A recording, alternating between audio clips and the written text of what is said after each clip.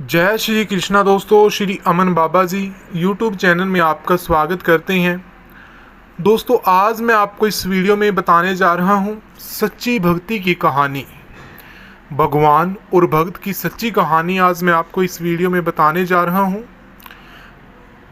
आज हम लेकर आए हैं भक्त और भगवान की सच्ची घटना पर आधारित एक कहानी। भक्त और भगवान की एक सच्ची कहानी आपको इस वीडियो में बताएंगे, जिसमें किस तरह भगवान ने अपने भक्त की जान बचाई और उसकी भक्ति की लाज रखी। आज इसके बारे में हम बताएंगे।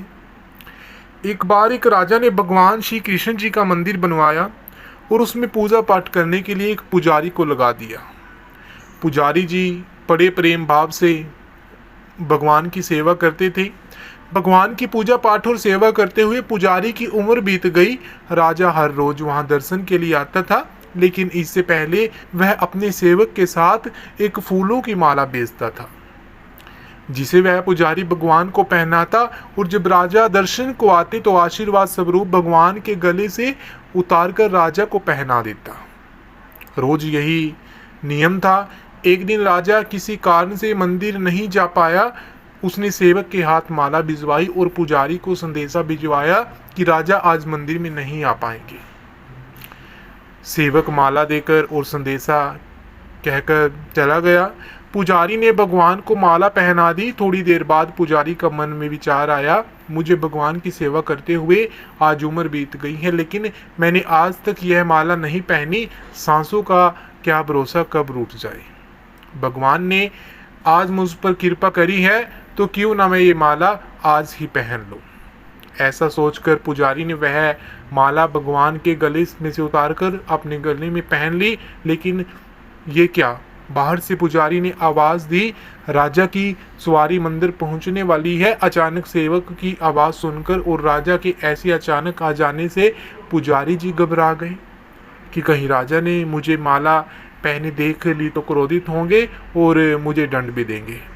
ऐसा सोचकर पुजारी जी ने वह माला अपने गले से निकालकर भगवान को फिर पहना दी और जब राजा मंदिर में आए तो वही माला भगवान के गले से निकालकर राजा को पहना दी।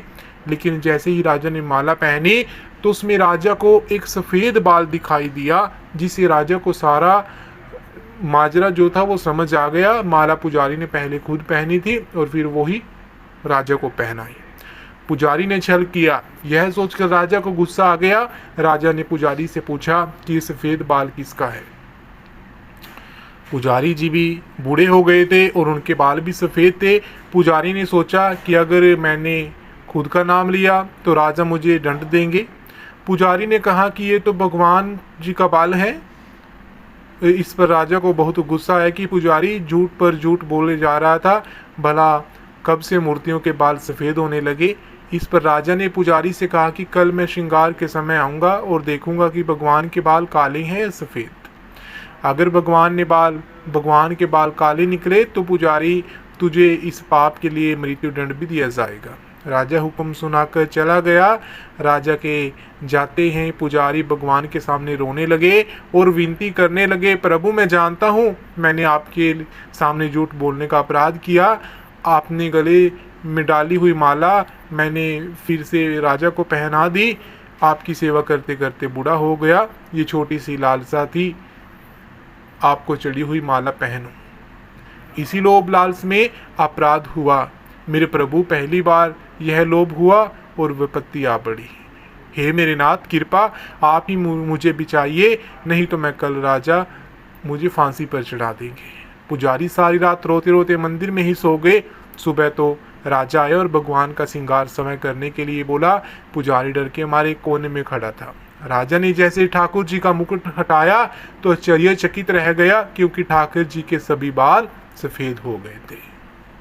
राजा को लगा कि पुजारी ने जान बचाने के लिए बालों को सफ़ेद कलर से रंग दिया होगा। राजा ने बालों की जांच करने के लिए ठाकुर जी का एक बाल पकड़कर जोर से खींचा तो वह रक्त की धार बहने लगी। यह सब देखकर राजा घबरा गए और ठाकुर जी भगवान के पैरों में पड़ गए और क्षमा याचना करने लगे।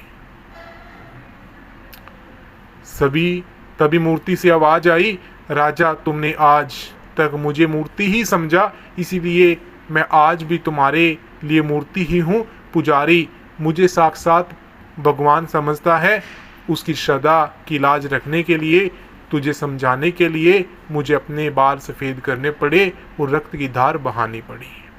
तो दोस्तों, अगर मान लिया तो भगवान और ना मानो तो पत्थर।